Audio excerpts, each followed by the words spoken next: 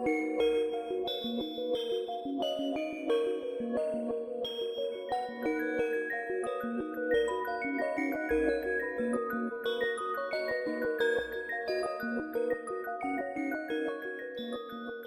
and welcome to Mystic Dog Mama, the podcast for soul-led dog mamas, where you'll discover how to best nourish your dog and yourself, mind, body, and soul.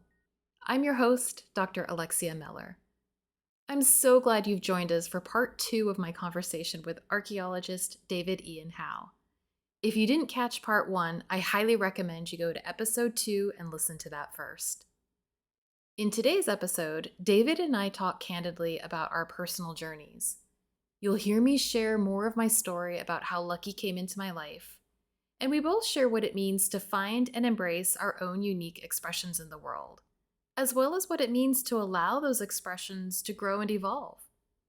We also chat about our shared experiences of surviving academia. Since David and I talk about crossroads, I wanted to ask you, what are some crossroads moments that you've had, and how did you navigate them? I also wanted to mention that although I brought it up in episode 1, I thought it would be useful to bring it up again here. If you're having questions about what your core values are and how you can use them to explore what purpose looks like to you, I have a free PDF on 3 easy steps to discover your core values, or what I like to call your unique compass points. I've used this tool a lot with coaching clients, and it always gets rave reviews. So if you'd like your own completely free copy, just message me on Instagram at Mystic Dog Mama. Okay, since I introduced David and his work in part 1, we're just going to jump right in today. Here we go. If you don't mind me asking, what exactly is it that you're a nutritionist or a dog nutritionist? I've done a massive career pivot going into canine nutrition. Okay. And my background is I have a PhD in art and climate change, essentially. So Cool. yeah, I was using participatory art and design, which is about I might create something like an object in order to facilitate conversations and engagements. And my specific focus in my practice was what I was researching was how that can help individuals to engage with wicked problems, these like problems that have no one clear solution and that anything you do is going to trigger a problem in something else. So like climate change, Right. how they can engage with that at an individual level. And how that all turned into what I'm doing with Lucky is I had finished a postdoc and was like, this just doesn't feel right. I feel like I'm really questioning a lot of what I'm doing with my life, and was kind of in one of those crossroads moments. And my mom said, why don't you come and spend an extended Christmas break here in Mexico? And so I came in December of 2019. And while I was here, COVID hit. Oh. And so I was looking at, do I go back to the UK or do I stay here? So I stayed with my mom. And at the time, I'd had this idea that I wanted to do some sort of pilgrimage. My mom had actually walked the Camino de Santiago a couple of years before. And she didn't do it for like religious reasons, but more of like just a personal quest and personal exploration. And I wanted a version of that for myself. So I was thinking about like, what that looked like. And one of the things that I also do is I read tarot cards. Tarot I've used for many years as a form of self-reflection and as a way of working with the shadow side. And in the Rider-Waite-Smith deck, which is kind of the sort of standard deck that a lot of people go off of, there is a card that represents, depending on how you read it, either the beginning or the end of the fool's journey. So the tarot is very much about this kind of archetypal story of the fool going on a journey and discovering himself in a variety of different contexts.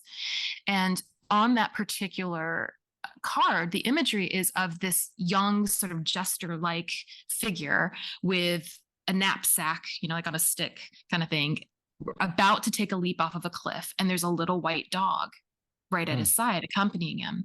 And there was something about that imagery that I don't even know how to describe it, because it was captivating, but it was like there was something more going on for me with that. You were drawn And to it. I was very drawn to it. And I have wanted a dog forever, but I have lived a very nomadic life.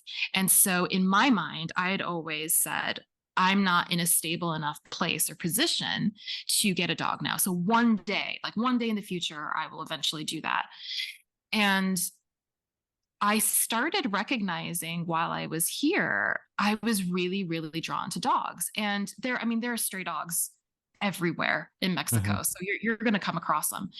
And I was at the beach one day having actually a really difficult time where I was like, I'm in this beautiful place and I am incredibly depressed. I don't know what I'm doing with my life. I don't know what I want to be doing. What does that look like for me? And as I'm sitting there, these two little dogs start running towards me. And one of them is this little white pup. And this woman is chasing down afterwards and says, I'm so sorry. I'm so sorry. This one's mine. I'm fostering this one. Do you know of anybody who might want a dog? And I was like, no. She's like, would you like a dog? And I was like, no, I'm just visiting. I can't have a dog. But that ignited something in me where all of a sudden I was like, oh my gosh, I really do want one. And maybe I am open to it. That wasn't lucky. But so I kind of fast forward, as I was still in this place, I went to a local curandero, a healer, like a folk healer. And I just felt like I sort of like needed my chakras clearing or something. Like, what could I do to kind of like shake some of this feeling? And I had a session with him and I went and I told him this, and he just chuckled. He just laughed at me and said, you don't need your chakras clearing. You're a bruja, a witch. Like, you work with energy. He's like, you've got to learn to work with your energy differently. And he said, and by the way, pay attention right now, especially because dogs and cats that come across your path, they're healers for you. And I thought, well, that's interesting that I've had all of this dog stuff kind of going on, but then kind of dismissed it. And literally like 2 or 3 days later, we were going into hard lockdown here. And my mom had given her cell phone number to all of the neighbors in our little compound and just reminding them of her number. And like, if they needed anything, let us know. And one of them comes knocking on the door and says, is there any chance you can foster this pup? And I was like, yeah, I could foster. And didn't see the dog. I go over to meet the dog, and it's Lucky, who at the time was a little like 2-kilo little white Chihuahua. And I was like, that's the little dog in the Fool card. He is accompanying me on this pilgrimage. Oh, wow. Yeah.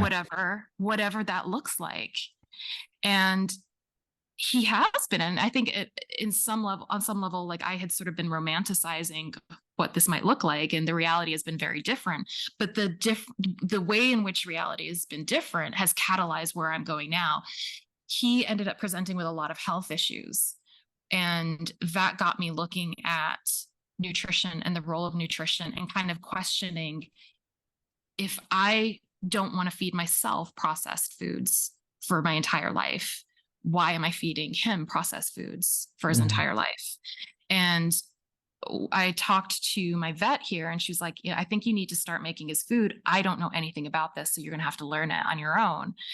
And I just went on this deep dive researching all of this. But what has ended up happening is that my background in the climate change stuff, and really what that was driven by, was being able to make all these different connections that ask us, at the core of my climate change research was, it's not so much a scientific problem that we have to apply technology to. We have to, again, get to the root. What is causing this? And it's a behavioral and cultural issue. We have created this issue as a result of how we think we should use resources, about what we think is success, about how we see ourselves in the world. And therefore we take action from those beliefs. And that is what has created all this. So it's the same sort of thing when I'm looking at health. So I wanted to take a holistic perspective on Lucky's health and see what is actually going on here. And instead of just trying to treat the symptom, let's get to the heart of what's going on. And that has taken me into pursuing canine nutrition, professionally, in large part because I wanted to be able to offer people what I was looking for when I Mhm. was stuck in that place of like just not knowing what to do with them. But it's also incorporated like Reiki and different healing energy work, and looking at the environment that I'm creating for him and taking kind of trauma-based perspective as well. Like when I apply that lens to how I'm working with him, how does that create a different response in his body? So that's kind of long-winded answer, but that's how it all came. It was not an intended, I'm going down to study canine nutrition. It's been very much like a response to really being open, really being present to like, okay, so what do I do now? What am I being Mm. asked to do now? And be willing to make this pivot, but seeing that it's still me that has come to make this pivot and bringing all of these experiences and the knowledge that I've gained through those experiences to apply it. And then look at how, again, Lucky being my mirror, how is he challenging me about how I'm showing up in the world? How is he challenging me with how I'm looking at sustainability in my community, with like how I am procuring food for him, like meats and that kind of a thing, and just sort of like reflecting on those questions. Yeah. Yeah. No, I legitimately though that I've wanted to get a PhD just to have like doctor. Mhm. Yeah, But what I would do with my PhD is what I'm doing now. So I yeah, just kind of felt like I would get to the point where you were at, where it's like, what am I doing? So no, I and knowing a lot of postdocs and friends that have their PhDs that are professors now too, like I think what you did is 100% the right decision that a lot of people are afraid to do. Because you thank you for get, that. yeah, no, I've seen it, and like some friends are professors, and I can tell, thought they'd love it, and they hate it. Yeah, And yeah, like it takes courage to step out of that, and it sounds like everything that just happened with you is that's good. Like I'm glad that happened. thank you, thank you. Yeah, Yeah. it's been really good, and it's also, again, looking at how anything that's happening in the external is really asking me to reflect on who I am beyond the conditioning of who I think I should be, or how I think life should be, or what I think I should be doing. All of that, getting to kind of the core of that. And I think this kind of a pivot that I've done where it looks like 180 from what I was doing. And, I have quite a few friends that are like, what on earth are you doing? And like, you've got a doctorate. Why are you not using that? It's like, well, I am using it. I Yeah. am using it. And it's life experience, and it's personal experience. And it allowed me to kind of think the way that I think. And in fact, the biggest thing I think that came out of my PhD experience was in my Viva. I had two examiners that were incredibly intimidating to me. And one of them in particular, I could not read her facial expression at all. It was like no way I could pick up on what she was thinking. And it was like just like the most obscure kind of question after question after question. And I thought, I'm sitting there thinking, oh my God, I have failed. Mhm. And I left, they ask you to leave the room while they kind of debate what they're going to do with you. And I went into this room, and it was like 5 o'clock in the afternoon. So all the offices were, people were vacated. I'm there in this dark room on my own. Is And this sorry, is this your like your comps, or is this your actual defense of your dissertation? this is the actual defense. Okay, okay. And so you go in and you do this presentation. It started off with, I had asked my supervisor, do I need to prepare like a PowerPoint presentation, a formal presentation? She said, no, just have some slides of your work so that you can refer back to it. And I go in, and the first thing they ask me is, so you've got your presentation? Oh And I was no. like, oh my God. So I had to wing it. Wow. That's my And worst nightmare.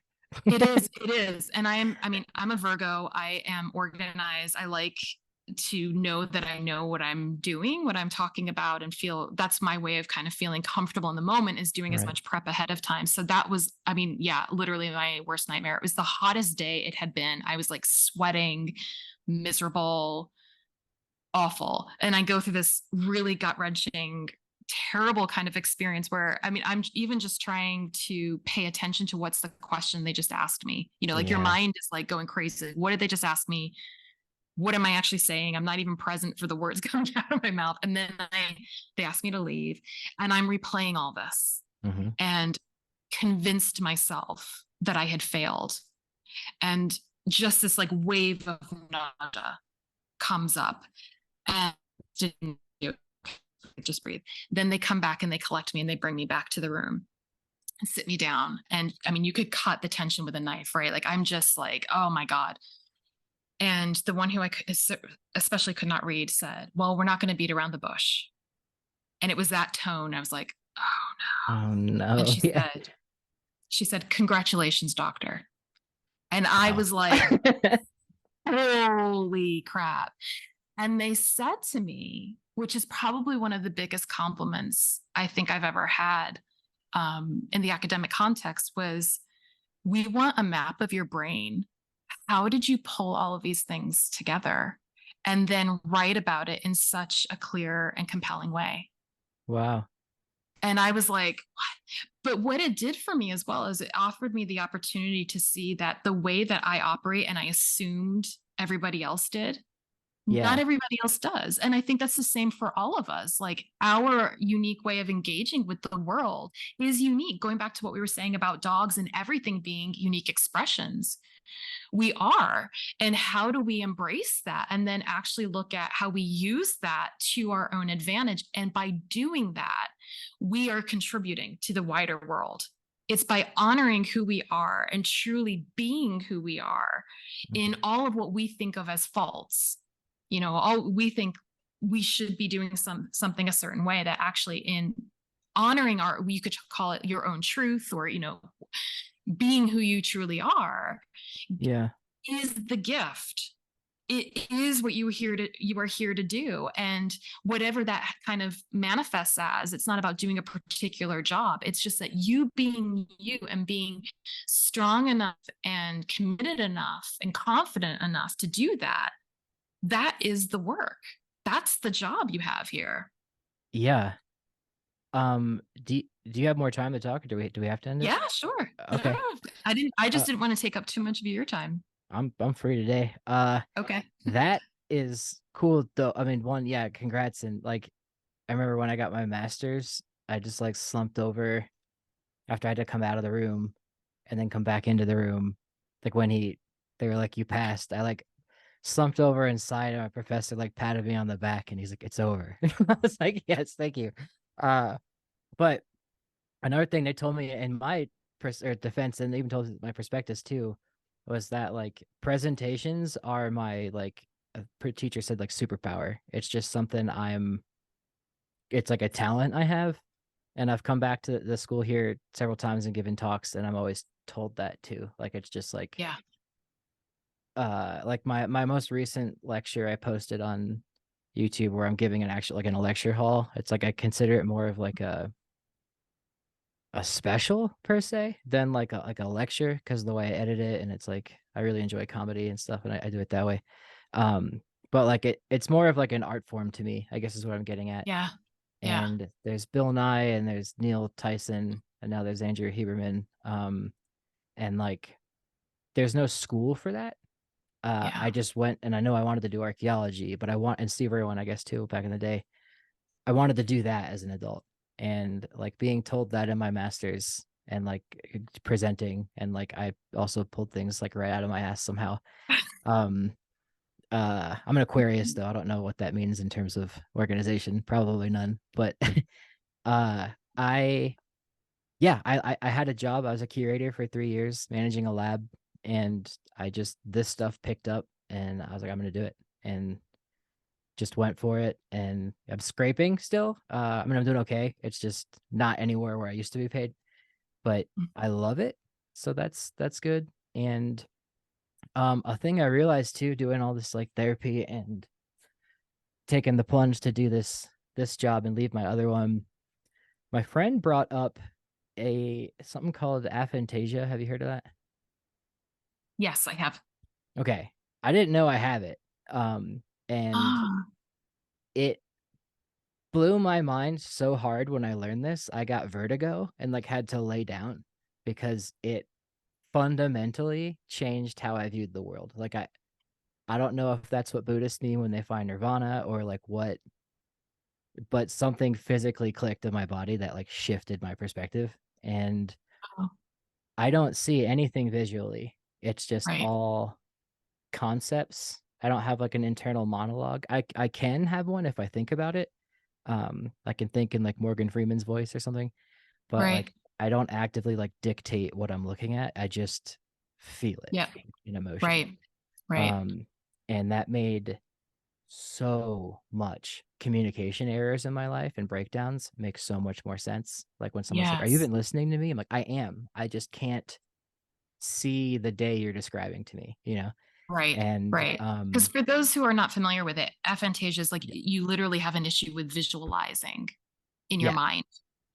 Right. And you brought up the thing with the dog, like the visualizing the suitcase and stuff. And like Right. like years ago I thought that was all just metaphor. Like you just picture yourself in 5 years. Like I was just doing stand up Right. the other day Right. telling jokes about this, but like people literally count sheep. I I thought it was just a metaphor. Um, Yeah. but I can still think about that suitcase and like know like the spatial, like what it is. Like it's got a zipper, you know, it's like got all that. Like my dog might know that too.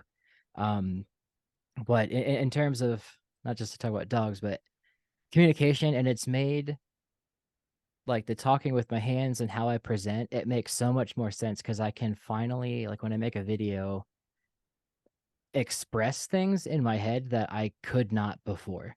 And because I can do it visually. So like video making and presenting and stuff is something that like I think I'm good at it because of that. Like Right. there's Yeah. no principal form of it in my head. I just have to get it out onto like a canvas, if that makes sense. And then it Yeah. made Yeah.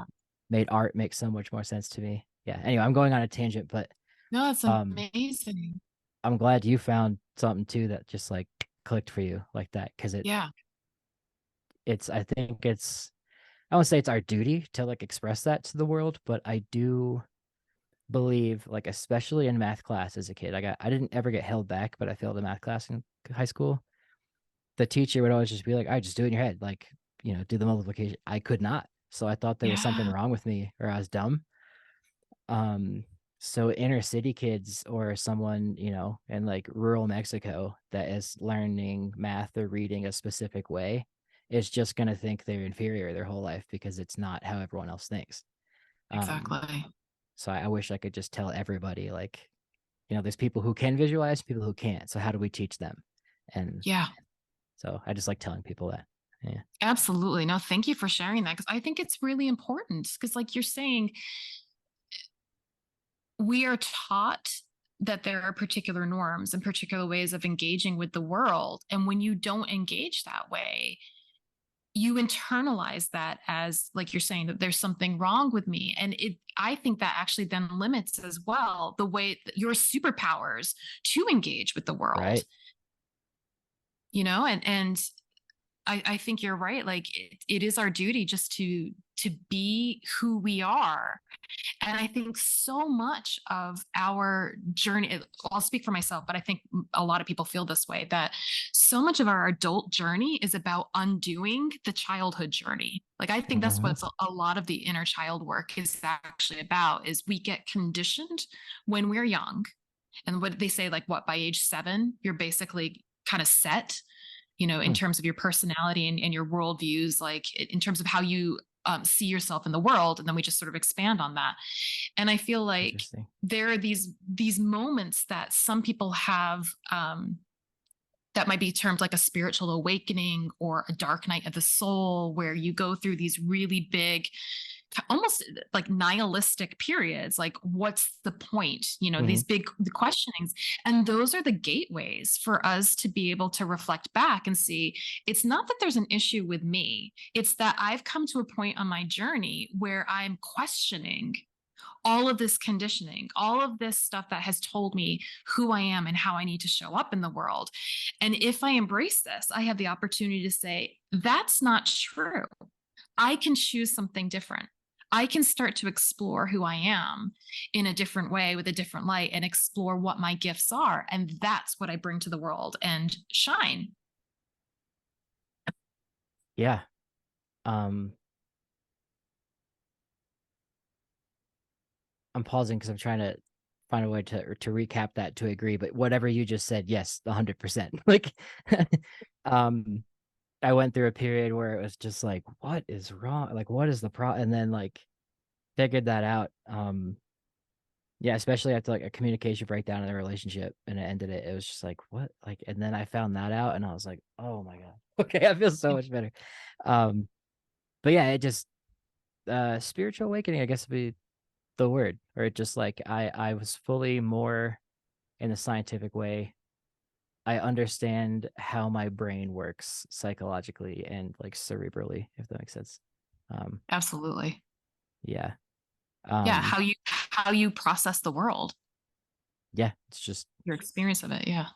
different. And I saw Van Gogh's self-portrait at the Met in New York. And I Hmm. had like, this was before I learned all that, but I had like an emotional reaction to it and I didn't know why. And I was just like, what? Like, and he was painting depression or like anxiety or something. There's like waves like rippling from his face. Yeah. He's got the straw Yeah. hat on.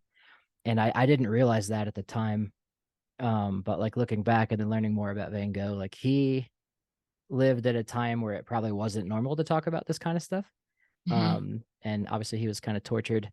But like the only way he could express that, whether he had visual images or not, he had to put it on canvas to paint it. And that's why it's like we Yeah. consider it like genius. So I just, not that everyone needs to be a prolific painter or Neil deGrasse Tyson, but like everybody probably has something like that that they can Yeah. express themselves through, be it sports or something, and I hope everyone can find that. Yeah. Yeah. Mine's clearly dogs. I'm assuming yours too. Yeah. But Very much so. yeah. Very much so. But he's even seeing how dogs fit in that bigger picture of really asking us, that question I posed to you earlier, like, what does it mean to be human? I think that's like at the core of a lot of these questions, because even with the climate change stuff, one of the takes that I had on it was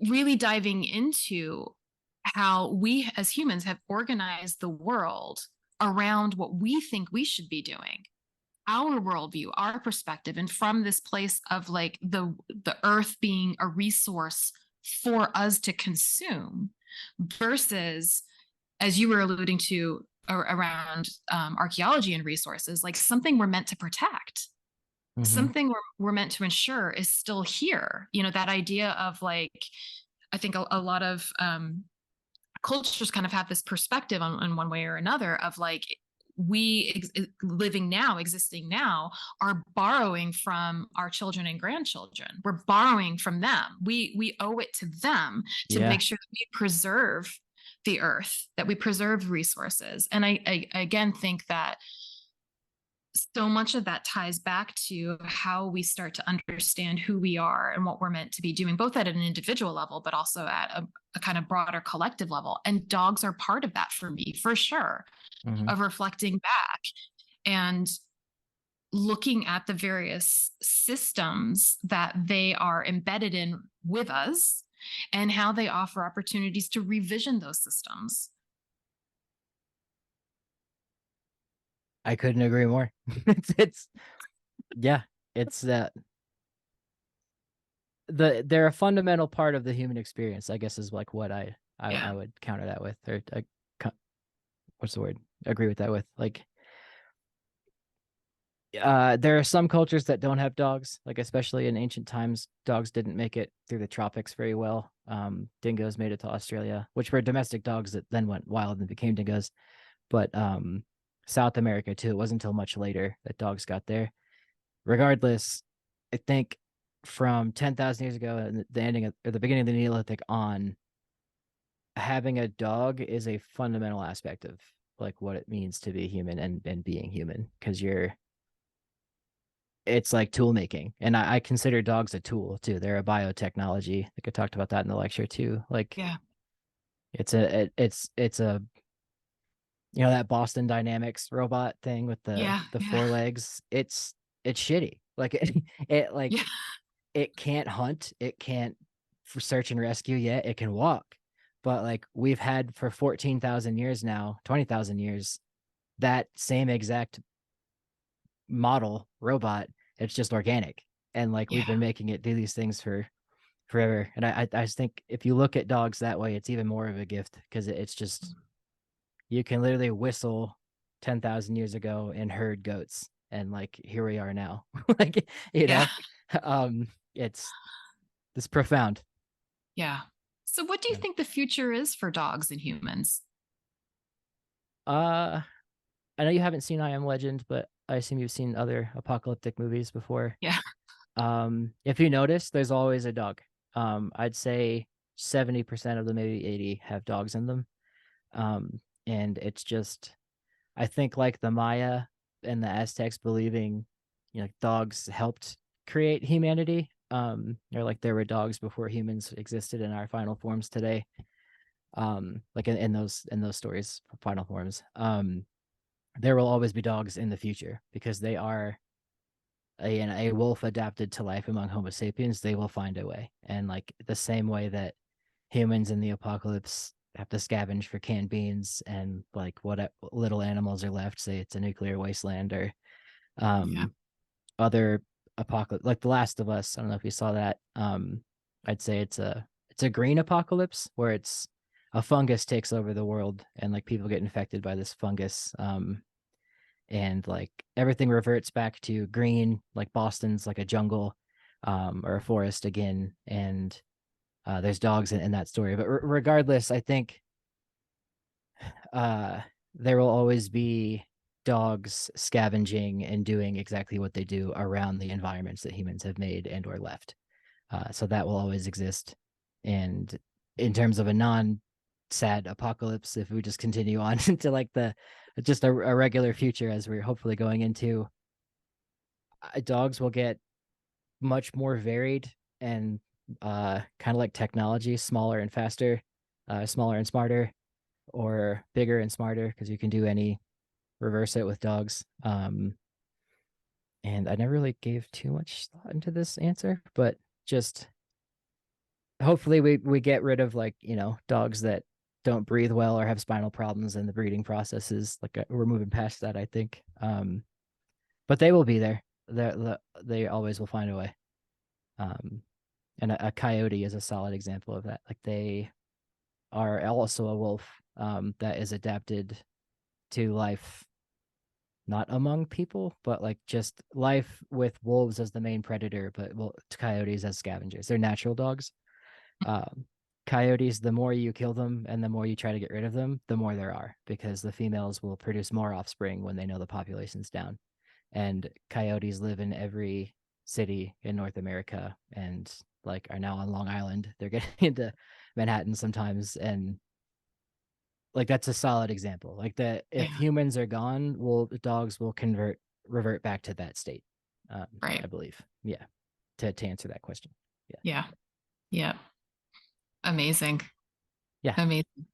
Is there anything that I've not asked you about that you'd like to talk about? Mm,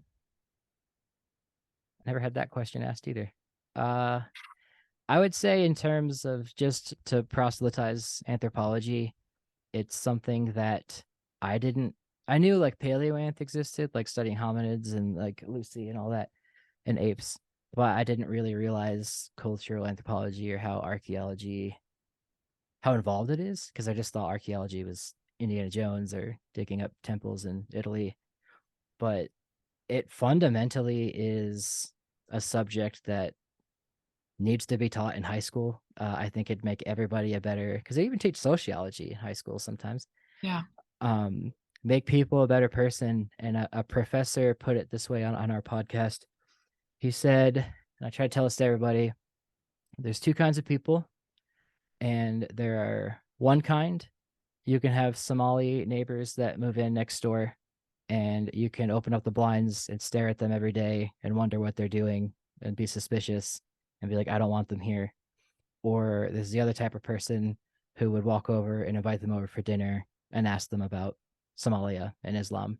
And if more people just viewed life that way, with curiosity more so than fear, and Carl Sagan said it's better to light a candle than curse the darkness, is like, I always like that quote in that sense. I think the world would be just not to say like in the cliche a better place. I think the world would be a much more open and receptive place where like everybody enjoys learning and is curious more than angry. Yeah. Yeah. So that would be my answer to that. Awesome. Awesome. Yeah. Thank you so much for this. And I'm wondering too, where you would like people to go to learn more about you and your work. You can just look at my name, David Ian Howe. People think it's Davidian, but I don't know why my parents thought didn't think that would be funny. I was born 2 weeks after that happened. But David Ian Howe, and you can find that my YouTube, my TikTok is that, and I have 2 Instagrams. My personal is David Ian Howe, but if you also look at David, you'll find Ethnocynology is my main public account, and I would say Instagram is where I am most active and have the biggest community. And on Instagram, like if I post something, people always comment and there's conversations, which I really enjoy. Excellent. Excellent. And I'll Yeah. make sure to include all of that in the show notes too, so people can click on that and find you. Thanks.